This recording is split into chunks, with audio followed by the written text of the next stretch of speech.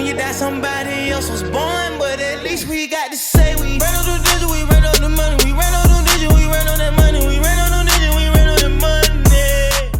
Bom, pessoal, primeiramente eu vou explicar para vocês de maneira resumida o porquê que o Campeonato Brasileiro é o melhor campeonato nacional mais lucrativo em relação a apostas, obviamente, né?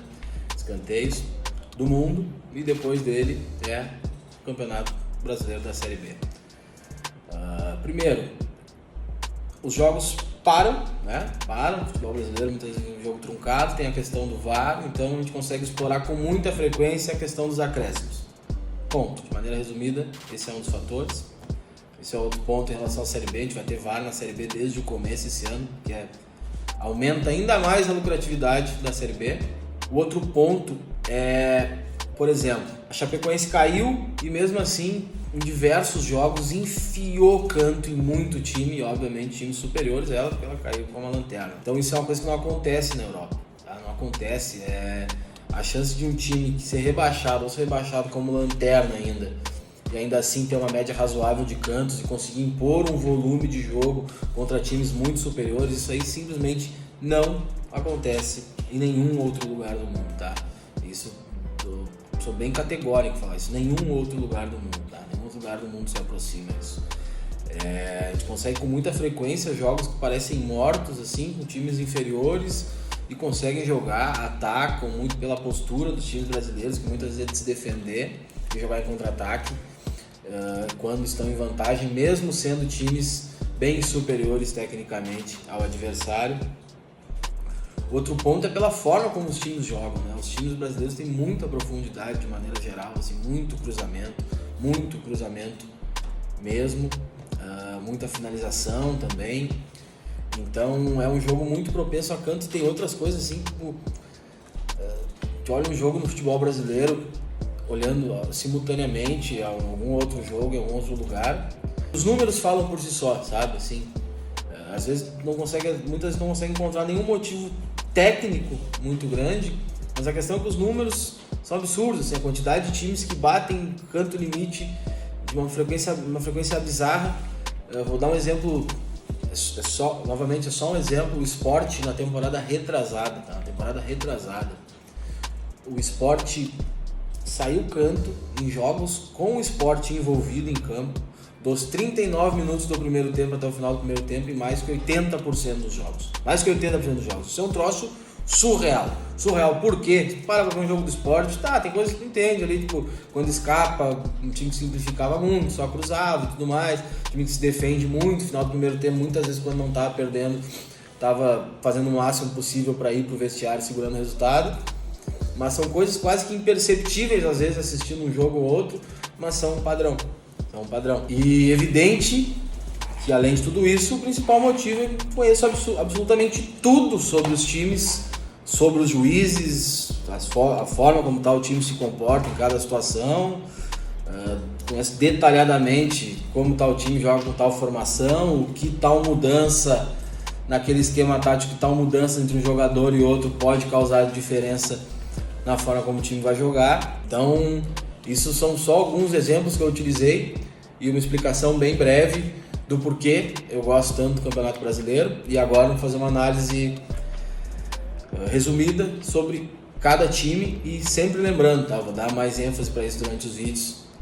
O Campeonato Brasileiro começa agora. Esses times jogaram campeonatos estaduais, jogaram contra adversários diferentes, então tudo isso deve ser levado em consideração. Os times vão mudando conforme a competição, troca de treinador, etc, tá? Então as coisas vão se mutando aqui. Então esse vídeo não pode olhar ele e pensar nele de uma forma estática. É um vídeo que eu faço antes do Campeonato Brasileiro começar, de acordo com o que eu conheço dos times, do que eu vi desses times durante os estaduais e do que eu conheço desses times também da temporada passada. Os times mudaram mais, outros menos, outros mudaram o treinador, outros menos. Bom, pessoal, América Mineiro é o primeiro da lista, já é dos times que mais me causa uma incógnita sobre ele. Terminou o Campeonato Brasileiro do ano passado batendo muito canto, fazendo muita jogada de canto, jogando de uma forma sensacional para escanteios, e do nada agora simplesmente a média deles baixou absurdamente. Em jogos que precisavam bater canto, não bateram. Se tornaram um time que volta muito a jogada, aproxima mais, mudou. E não parece ser uma mudança assim pontual, ou mudança, alguns jogos a bola não desviou e tudo mais, como acontece, não parece ser isso. É um time que com certeza já vou começar o Campeonato Brasileiro com 2 pés atrás, porque mudou simplesmente do nada, assim, do nada durante o estadual, de um time que tinha muita profundidade, simplificava muitas jogadas, passou a ser um time que começou a jogar de um jeito bem diferente, então vamos ver como eles começam o Campeonato Brasileiro, e a partir daí a gente vai observando. Esse é um time que não dá para confiar muito em padrão em relação a eles, vai ter que ser mais jogo a jogo e entender como eles estão se comportando. O Atlético Paranaense é um time que tem um problema, que eles jogam o Campeonato Paranaense misto, né? Às vezes totalmente reserva, às vezes nem com reserva, então não tem uma amostragem do Atlético Paranaense até então.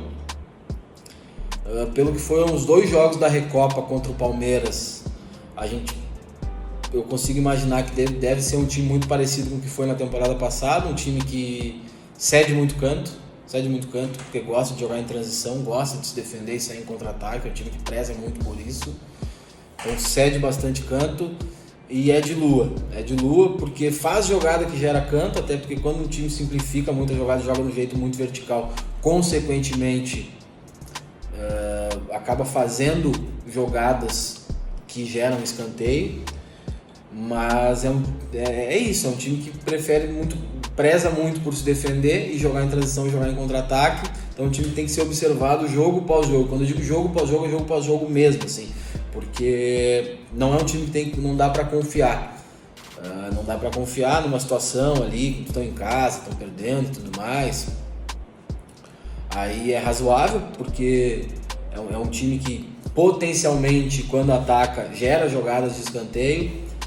Mas tudo indica que vai ser um time muito parecido com o que foi na temporada passada. Cede bastante canto, bate de vez em quando, não é um time muito confiável. E é um time que sempre... As apostas no Atlético Paranaense são situações que, assim, vamos supor, pega lá um Palmeiras perdendo em casa, ou qualquer outro time, diversos outros times da Série A perdendo em casa, e um amigo teu vai, tô assistindo o jogo, vai ter 3 minutos de acréscimo. Aí vai lá, tá o limite lá aos 39, tu entra de olho fechado em diversos times nessas circunstâncias. O Atlético Paranaense não é o caso, precisa estar vendo o jogo, eles são bem estranhos mesmo. O Atlético Goianiense é um time que se enquadra bastante nesse exemplo do Atlético Paranaense, porém quando ataca, bate canto, não tem conversa. Eles são o Atlético Paranaense de forma muito mais agravante. Eles cedem muito mais canto, e quando eu digo ceder, é ceder mesmo. Um time que cede, se fecha, joga assim. Pelo que eu consegui ver já nesse campeonato goiano, não mudou.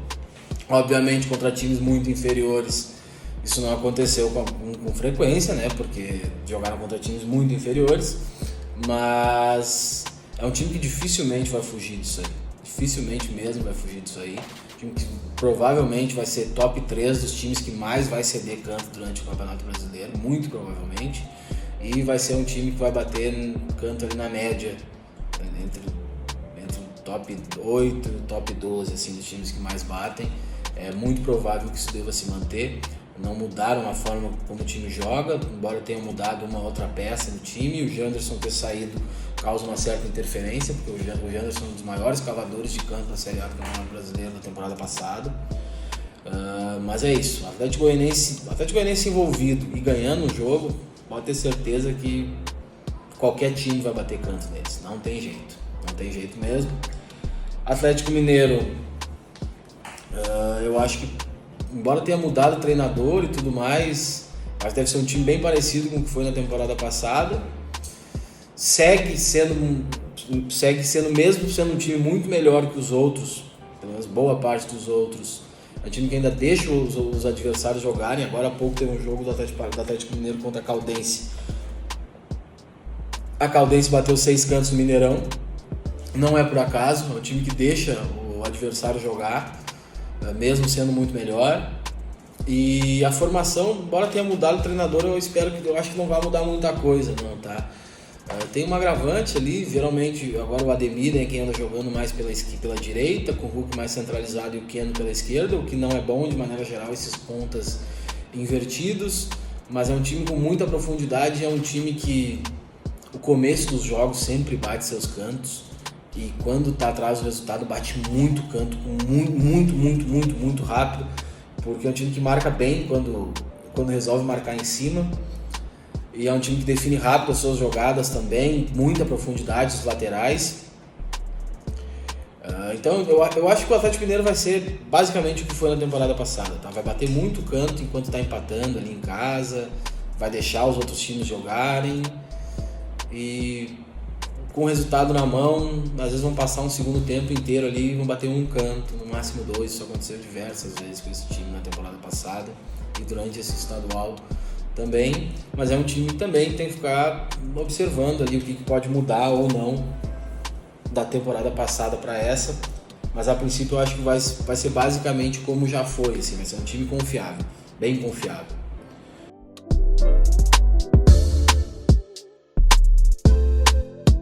When you die, somebody else was born, but at least we got to say we ran on the digit, we ran on the money, we ran on the digit, we ran